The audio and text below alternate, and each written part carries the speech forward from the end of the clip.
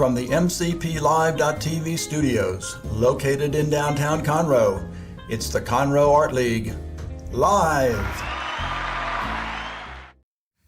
Hello and welcome to Cal Live, the show that introduces you to the many talented artists of the Conroe Art League and to the beautiful art that they produce. My name is Ken Roy. I'm the president of the Art League and also your host. Today's guest is MaryAnn Lucas. Good morning, MaryAnn. Good morning. A little bit about MaryAnn's background. MaryAnn was born in Chicago, Yes. So we have that in common. I wasn't born there, but I lived there for some time. MaryAnn lived in Chicago until the time her stepfather retired, and they moved to one of the northern counties, McHenry County. MaryAnn graduated from McHenry High School. Right. Immediately went to work using some of the secretarial skills. And going back to Chicago, I forgot to say that. And you went back to Chicago? Yeah, because that's where the jobs were. You grew bored with McHenry County? Yeah, I bet, because McHenry County is a lot of farmland there. Yeah. So goes back to Chicago, used some of the secretarial skills that she learned in high school to go to work. What was your first job there in Chicago? My first job was with a paper company, and you'd think I could. My actually first job I had was in Crystal Lake, Illinois, and was Harnischfeger. Well, you want to try to learn how to type that. It was a diesel company, but anyway, I can't think of the name of the box company that I worked for, but it was downtown, and I loved it. It was hustle bustle. It's a great place to work, downtown Chicago, and I did as well. So goes to work, and then about 3 years later, you meet Henry. Yeah. You get married and move to, Henry's working with Illinois Bell. Right, we stay in Chicago. Right. And then at some point, Henry's transferred to New Jersey. I think that was in 72. Okay. Yeah. And then in New Jersey, you have a first child, a son. And some time later, Henry's moved back to Chicago, but now you go to Naperville. Right. Naperville, Illinois, have a second son. And then Henry starts his own business, finds a new company, and the great benefit of that is they moved you to Houston. That's yes, right. And you've been in Houston since that time. Unfortunately, Henry passed away a few years couple of years ago. So let's go back now to your art. And were you an artist in high school, elementary school? You know, I wasn't, and I was thinking back that I went to Chicago Public School, and they didn't even have an art program. So it might have been a few little things that people did, a project that I remember helping with a mural, but it was not any big burning desire. I didn't pursue it at all. And in high school, they probably had an art class, but I wasn't that interested in art at that time. So when I actually started working, and when I was downtown, I really started to just appreciate art, and just looking at it and wishing, wow. And I loved watercolors, and I would go to different art festivals, and just never in a million years thinking that I would be there someday, but just loving and soaking in all of the art that was there. And it wasn't until we moved to New Jersey, and I worked, and so that's very time consuming. Sure. And when we moved to New Jersey, my husband commuted to New York City. He worked in Lower Manhattan, and I was going to decided to be a stay-at-home mom because it just was more convenient, and he traveled a lot more, and we just decided this is the time to start a family. And so I was not used to staying home. And so after my first son came around, I started being antsy about doing something, and I took a little continuing education class. At a And local at a- college or no, at an that art at that league, I or- don't think it was a college. I don't really remember. I do think there might have been. I don't really remember where it was, but it wasn't a college. I know that, and it wasn't an art league. It was.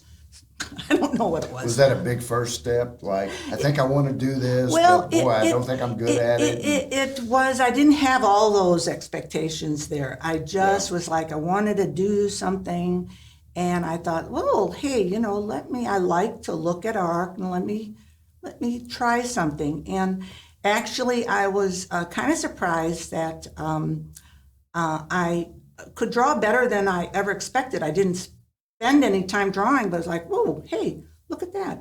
And I can actually draw a flower. And it was strictly through looking. Everything was copy. You look at I would get a seed catalog and see roses. And I was able to copy those roses. And then, wow, I was actually able to even paint them with no actual instruction, very minimal instruction. So that kind of sparked me a little bit there. Was this watercolor, MaryAnn? Watercolor. Oh, yes, So watercolor. You started in water, right. which is considered a hard medium, but you jumped right into it. Well, to I begin did, with. and that was my very first experience with it. But then from there, it was a lot of just sketching, and then I really had very little time, and it was just went to the back burner very quickly. And when we moved to Naperville, it's still, I tried a continuing education class here or there, but it was at an extremely minimal level. I always had other things that took precedence over my life. And I dabbled a little bit here and there. But what really got me, I was thinking about this, is when we moved to Houston.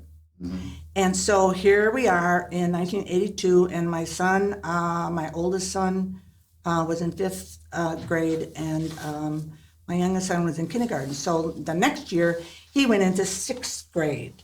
And then I had first grade, sixth grade. So I had a whole day to myself.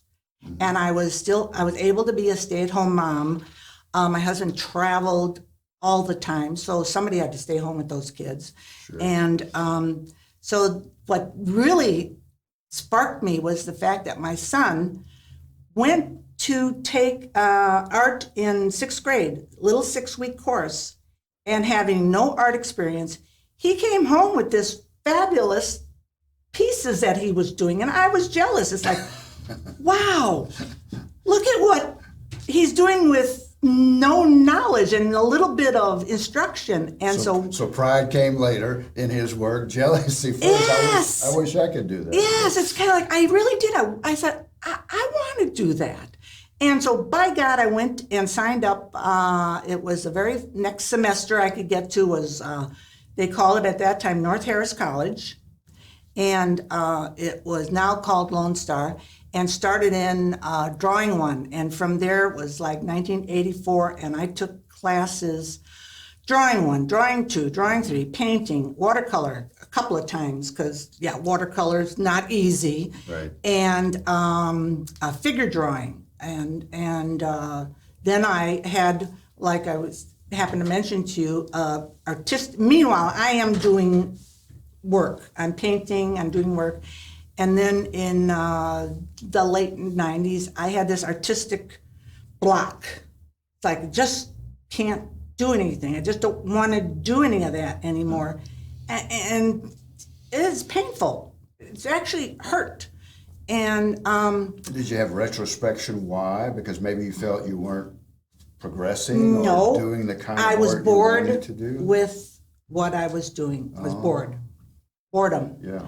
I was bored with doing flowers and landscapes and still lifes. And so I wanted to do more, but I wanted to get into abstract, but I just didn't know how. And so So you had the intuition that, okay, the normal, the usual academic type things, figurative, still lives, but I want to, or landscapes, but abstract, you had an intuition that abstract would fill a need. Yes, something different. There. Yeah. I needed something different. And so I guess, I'm not sure how this came about, but I was, all the time I was taking classes over at North Harris, I had buddies there who we have lunch, and they're taking pottery classes. And I was always asking, well, how did you do that? I was very fascinated I'm always fascinated how somebody does something and the process. And how did you? And so they said, well, why don't you just take a class and you'll find out and you'll experience it yourself. I said, well, that's what I'm going to do. And I took my first pottery class, and you want to talk about hard. You want to talk about hard, but I persevered, and I worked on the wheel, although I found that I was best working flat on a slab. I was best working with hand building. And so I, of course, I had to fulfill the criteria of the wheel because I was taking it for credit. All the classes I took were credited classes. And so I had to fill the criteria for it. And then they would let me, when I wanted to take the class over again, audit it. So like I said, with the watercolor. Sure. Yeah. I had and with the figure drawing, I took several of those. But anyway, with the pottery was just so interesting. But I just took to it like a duck takes to water. And because of my color experience, I think because I was an artist instead of a potter. I don't want to denigrate potters, but they are perfectionists in their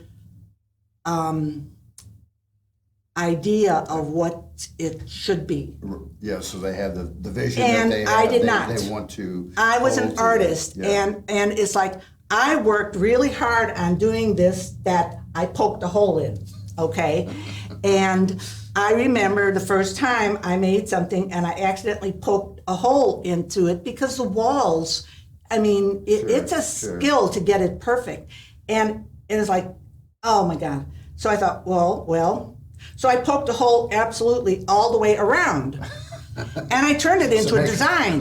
Make it work. To make it work. And that's exactly what I did. And then at the top of the lip, when you're taking your hand away, I mean, you can just bump it, and all of a sudden you don't have a round anymore. It's like, and so I would go like this and turn it into a picture. And so I was determined that I worked too hard on that I am not throwing it away. And a potter would scrape it up and trash it. It's not like perfect, you know. So anyway, I had fun doing pottery very much. I loved it. But I did get to a point where I started being able to, because that freed me up. You went back to painting at that point? Yes, and I started in with collage. When I started with collage. That's a good step. Yeah, yes, I did to get into that. Still working shapes and color. Yes, exactly. That was exactly it, and it was very tactile. And I discovered that I am a tactile kind of person, and so that kind of went in with the collage. And the more I got into the art, the less time I felt pulled between the two. And so but I couldn't give up that pottery. And so every year, what I would do is I'd lop off one semester. I'd say, I do just one semester instead of two. And that would allow me then the other semester to work on my other work. And then finally, after doing that for about 2 or 3 years, I was able to make the break. And so no more pottery in some no more point. Pottery. But and the collage was. Let me tell you something. Okay. I'm gonna go back. I just have this burning desire. All right. Burning desire, We and wanna see I some of am your work going when to you go back to pottery. I think about pottery. I'm designing pottery in my head. It's crazy. Well, so anyway, something to work toward. Exactly. The next step. So now you go back. You've done collage, and now you're getting to abstraction, working with, and I don't know, acrylic or oil that you did. I'm mixed media, and I'll go step back just a minute by saying that the very first watercolor semester I took, and you're a watercolor, so you know what I'm talking about, is watercolor is unforgiving. And I would do a piece, I'd do a really nice drawing, and this little part of the watercolor was so nice. Right. And then the rest of this was so bad that, but I couldn't trash it. I've just never been one to be able to say, I worked too hard on that. And so I was a watercolor purist for about a week. And I went way over to mixed media. It's like, I'm going to fix this. I'm going to fix this. And I literally would sleep on it. I'd think about it. And then next morning I'd wake up and I'd have a solution. I started in with gouache. I started in with pastel pencils. You name it. I would be. And I actually, in my mind, it turned out that I liked the piece, finished piece, better than what it would have been had I been able to do it straight away. Now, by this time, are you starting to produce finished pieces that you're beginning to exhibit at shows or galleries and sell? I was very big on selling. I was very big on selling. The first art class I took over at North Harris, they would have a little student art student art sale. Yeah. And right there I was, very first semester, selling my little drawings. Right. Yes. Oh yeah. And learn it. I taught myself how to cut mats, and just like, to me, it was the ultimate of being able to sell something that somebody would want to pay money for. Do you know how many artists still want to make that first sale or the second sale? So let me ask you this. So now you're doing the art, you're mixed media, you're experimenting, you're growing, you're showing, you're selling. Did you begin to do commissions at that point? I did commissions for a period of time because they were portraits. And how did I get into portraits? In between the North Harris classes of drawing and watercolor and figurative drawing and all that, there was one medium that they didn't cover, and that was pastel. And I had thought, I'd seen some things in pastel and they looked intriguing. And so this is the only time I've ever taken private lessons. I say private, it was a class situation, but you know that you paid for your lessons and went to it every week. And I took 8 months of pastel. And then I was like, nothing more she could teach me, goodbye. But I know, kind of sounds arrogant, but it does sound arrogant. But that's how intense I was. Right. That is how intense I was. You have to move on. I was not one of those people that she had in her front row that would come and discuss the weekend and have the same painting they'd bring for 3 weeks that they're working on. You know, I was sat in the back all by myself. I never once even knew what their names were. They were a little clique. They knew each other. They'd been coming for years and years and years.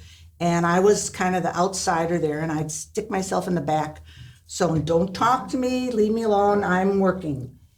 And speaking of work and speaking of painting, why don't we begin to look at some of your painting? Okay. I think we have 3 pieces here. All right. So if we could look at the first one, and if you could tell us something about the medium, about the inspiration, about the composition, All right. the design. Well, here I feel it's a finished design. I like the design, and what it started with was what, again, somebody might throw away. I've not throw, and in fact, you can't see it in there, but it actually has crinkles like this of paper, and it was a piece of paper that got smushed and permanently, and I decided, I guess what it was, I could have probably ironed it out, but somewhere along the line, I kind of liked it immediately. And is that white, is that texture, is that a material, that white grid? Yes, that is some collage, that is some kind of, I've woven something or another. Yeah, it's kind of a material that I collaged on there. So you're being inventive, finding what you have around you to make the design. Well, exactly, and I'd have lots of little bits and pieces that I would decide to, but what I started in was with, I work intuitively. So it's like, well, how did I start this? I couldn't even tell you how I started that. I have no idea. But I start with paint on paper, which I mentioned to you the other day. It's just kind of paint on paper. And sometimes that paint might be a piece of paper that I was cleaning a brush with. I discovered that that's a great way to get paint on paper is, clean your brush. And even sometimes I would use that to as a base and spray paint something. And so that spray paint got on there and all sorts of good stuff got on there. And it might have been a drawing underneath. And what I discovered is all of that does come through. It very subtly comes through. And I also, another thing with the crinkle paper, I remember the first time I had a piece that I debated about entering into a show because it had a crease in the middle of it. And an artist that, she's not famous, but she's very well known in the Watercolor Society, and I respected her. And I told her, I said, well, it's got that crease. And she said, don't worry about it. Don't worry about that crease. That's part of the art. And so she gave me permission to use crinkles and creases and everything. It really and truly is like I needed permission to do some of this stuff. Yes. And so anyway, that is kind of building. That was what I would do, is build my pieces or layers. Let's take a look at piece number 2. Okay. That's really a dramatic, energized piece. I like the big rectangle shape and counterbalanced with the circles and the swirl on this side. So tell us a little bit about this. Well, again, and see, I am balancing out as I'm looking and working with it, as far as I am looking at composition, really, and what makes a good composition of big shapes, little shapes, and straight lines, curved lines, and all of that. On that side there, where you see all that white, is actually a stamp. I bought the white border you're talking that white about? border on Is that a stamp. is a stamp. Yes, that I got from. I can't remember where I got that stamp. Oh, I know. I was in some shop. I was just trying to think of where I bought that stamp. When I was in Naperville visiting my friend, and we went to the shop and they had stamps, and there actually were stamps from India, I do believe, that they use on fabric. Oh, very nice. And I saw that stamp and I loved it so much. And so I used that stamp, never used it on fabric, even though I do work on fabric, but I used it on a lot of pieces of artwork. And intuitively, you knew that you could use that design and that stamp as a tool to add to your design. Right. And I think it balances it out between the white there, and it's a different kind of white, but then on the other side is another light, but they balance each other out. And that could have been why I decided to put it. That may have been... Well, that's the artistic decision you have to make. Exactly. Yes. Exactly. Yes. Okay. So let's take a look at number 3. Okay. And so now those shapes you see, I'm going to call it a handmade. I made that stamp. And I wasn't a stamp when I started out. It wasn't a stamp. It was, but it is a stamp. But what I'm saying is, what happened was somewhere along the line, I was doing a piece of artwork and I drew in that shape, and I used like a ton of paint to create that. And then I didn't like it. You're talking about the geometrical shape. The geometric shapes. Right. It looks like it, it does look like a pattern. I thought that's what you had, was a pattern already back there. No. That was and so what I did is I cut that out of the painting that I did because I didn't like it. And I don't know how it happened, but I put some water on it, and I discovered that I could use it as a stamp. And so I used that for so many pieces. It just had so much paint on it. I had years of paint embedded in that piece of paper, and I kept stamping on different things, and I would just take paper and do some stamping, and they're saying, oh, I'm going to use this, it's going to fit in somewhere. Right, you know, and so that's...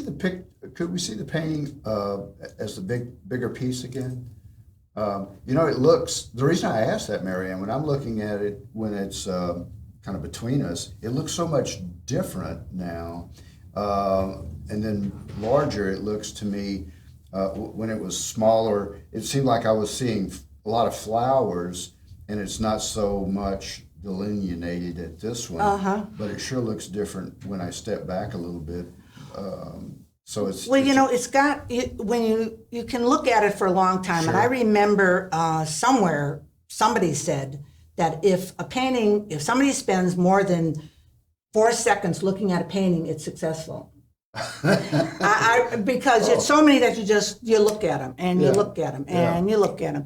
And when somebody stops and really looks at that, that's is a success. Because I was looking at it and I'm starting to see a face come through. Now maybe it's flowers, but who knows? It could be anybody projecting their oh yes, you look and people on. See different things. Okay. And so that is what I did. And then I got in with that actual image in the middle. I actually used it was a welcome mat. It was a welcome mat, and I liked the design. Yeah. And I put it on top of that, and I spray painted, and it picked up the Texture. it's picked up the openings. Wherever there was an opening in it went through. So it was like a stencil, you used it. Yes, I used it as a stencil, and so then I outlined it, and then I did other stuff to it, and so that's kind of, I kind of use. Well, what am I going to use? You know, something looks good. What beautiful paintings, beautiful work, and I've seen your work on our featured artist section of our website. And when I saw it, I don't think I'd noticed your work in the gallery to that point, but when I saw it on the website, I said, well, I like this. Got to get MaryAnn in for an interview.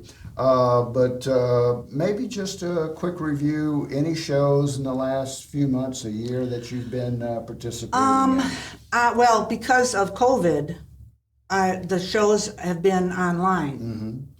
And at first I debated about entering because you can't see. I mean, you can't really tell what the piece looks like online. Yes, but I decided just put that aside and support your art league, which was WASH, had an online show, and then another organization called Visual Art Alliance. And they take, I just squeak by with the WASH, but only because they take acrylic. Otherwise, because most everything is acrylic based, very little watercolor. What I do, and like that would be qualified. That would qualify because it's all acrylic. Right. But I think Visual the Art formula they use. Yeah. Visual Art Alliance, they will take anything 3-dimensional, and so I belong to that also. And they have an online show, and even photography. And I actually got in both of those, which was nice. And I know I didn't win anything. Those are hard to come by. But I've participated in those 2 organizations the most. Now I did do, I can't remember the name, the one we had at Conroe in the spring. The Cal National or the Lone Star Art Guild? No, the Cal National. The Cal National. I did enter. Didn't get in. You weren't juried in. Okay. No, I wasn't juried in. Another show that I enter every year that is like incredibly hard to get into is called Lawndale. I don't know if you've heard of Lawndale. I've heard of Lawndale. Yes, I have. And they are just, and I am going to say they've inspired me to be funky, because some of the things that have gotten into their show are incredibly funky. And so then my one friend, she promised me, she said, come on, MaryAnn, you can do that. Come on, just think outside the box. And so even though I've never gotten in, I've challenged myself. There you go, yes. And that has made me grow as an artist. And so one of these days, maybe I will get in. And but I've enjoyed the journey. I've enjoyed the journey of, it's not that important. I've enjoyed myself. So one of these days, but today, where would someone wanted to see your art? Where would they find your art, MaryAnn? On my website, I have. And the name of that website? Oh, yes, it's malucasart.com. malucasart.com. MA for MaryAnn Lucasart.com. And then I do post, not as much as I should.